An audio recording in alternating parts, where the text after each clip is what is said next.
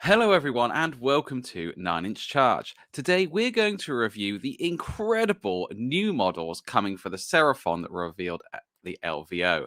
Now, I've been looking at the article. I thought we'd go through the preview video. We'd have a look at these incredible new models and see what we think of them and see what else we think may be coming. So the article starts with this flavor text. In these savage days, the forces of order are facing threats like never before, but the ineffable minds of the old ones presaged the era of the beast, and long ago set intricate plans into motion that would reinforce their armies in time to fight back. These ancient prophecies have finally come to fruition, and new spawnings of Seraphon are preparing to bring the mortal realms back in line with the great plan. And then we had this incredible video. So the first thing that they show us is the Slann, and the Seraphon operate under the command of ancient amphibian arcanists known as Slann Star Masters, sorcerous servants of the Old Ones themselves, and such prodigious power needs a mighty miniature to match. And this new sculpt is truly an epic centerpiece for your League of Lizards, and it's awesome. I had the old one. I probably still have the old one lying around somewhere in my bits. And it's an old Finecast model, and it really needed updating. And this model is brilliant. The more I look at it, the more details I see. There's like a little flying winged beastie, and there's a little frog, and there's some slime coming off one of the horns. But for me, the most incredible thing about this model is how they make it elevate. The old one is on not to have a pun there, but the old model is on like an old flying stand, like a piece of rod comes up through the bottom of it. But this one is sculpted so that the hanging vines are actually the supports for it. It's really clever and ingenious, and it's really detailed. And what's cool about this as well is how faithful and how true it is to the old Slann models as well. It's very familiar. It's just miles better. It's fantastic. And yeah, I can't wait to see it in the flesh. I just think even the back of the model is so detailed and amazing. And sometimes when I'm playing games, I do think that you kind of only ever see the back of your models as you push them across the tabletop. It's always like they're there for the other person to see in the game. But I have to say the back of this model is brilliant as well. And the next unit that we got to see were these Raptidons, which are a dual kit, and they come as Raptidon Hunters or Raptidon Chargers. And one unit is melee based, and the other unit is a ranged unit, and they throw javelins. And they're so cool. I mean, this is really, really cool because you've got the Sauraus cavalry, and they are on the cold ones, but there isn't like a fast or light cavalry equivalent in the army. And now there is one, and these Raptors just look brilliant. And it's cool to see that the Skinks can ride cavalry, because there was an iteration years and years ago of Skinks riding cold ones. But this just feels so much more skink-like. They're fast, they're nimble, they're everything that should embody skinks. And I really like the feathers on the models. I love everything about them. I think maybe the dinosaur's eyes look a little bit googly, but that would be my only criticism. But I think they're brilliant. I think the painting job that the Heavy Metal team here have done is really good as well. I mean, the feathers on the crest are painted really well. I think they'll just add, I really like the idea that this army has quite different fighting styles within it. You've got the staunch and stoic, sort of slow warriors, and then you've got the quick and nimble as well. And I think this really brings that together. So I think they're a brilliant kit. I'm just blown away by them, to be honest. And then we come on to what for me is the main event, and that is the Sauraus warriors. And I have to say that these Sauraus warriors are so good. They're so much better than the previous ones. And I was a fan of the previous ones. I used to run a block of 40, a horde of 40 in Warhammer Fantasy Battles. I haven't used them in Warhammer Age of Sigmar, but these are really tempting me, I have to say. They're just amazing. They're such a great update. And they're again, like I said with the Slann, they're familiar, but they're new.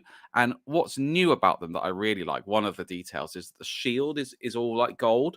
And that just helps break the model up quite a lot, because on the old model, the shield was scales. So you kind of had a scaly man with a scaly shield, and there wasn't much to break it up. And that shield really just helps that.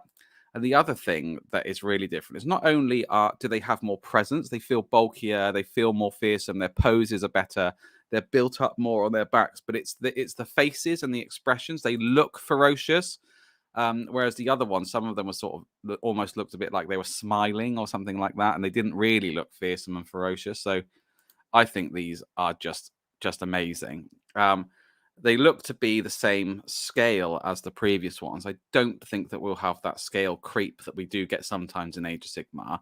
And another reason that I think that is that in the article, they've got two side by side. They've got a blue looking one who's a Starborn, and then they have a coalesced flesh and blood one who's painted green.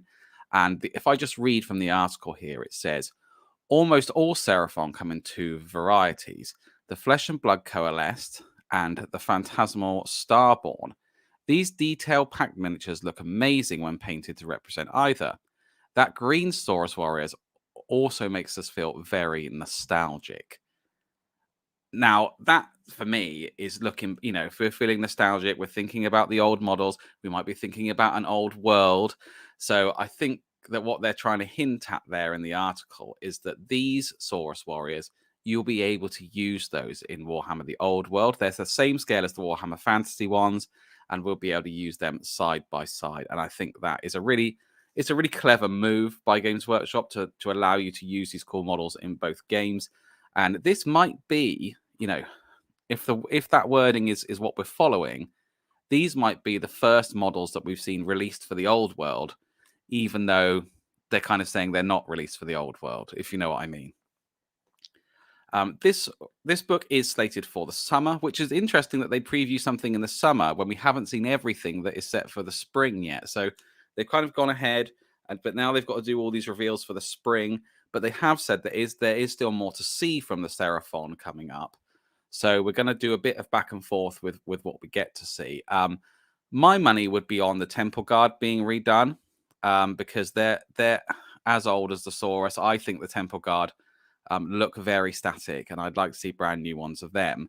The other thing that I would like to see redone would be the Croxigors. If they did those two units and they revealed those, my goodness, would I be happy? I mean, I'd be over the moon, but we'll have to wait and see. But as ever, let me know in the comments what you think of these models, and let me know what you think is coming next, because they're just amazing, aren't they? I mean, let's be honest.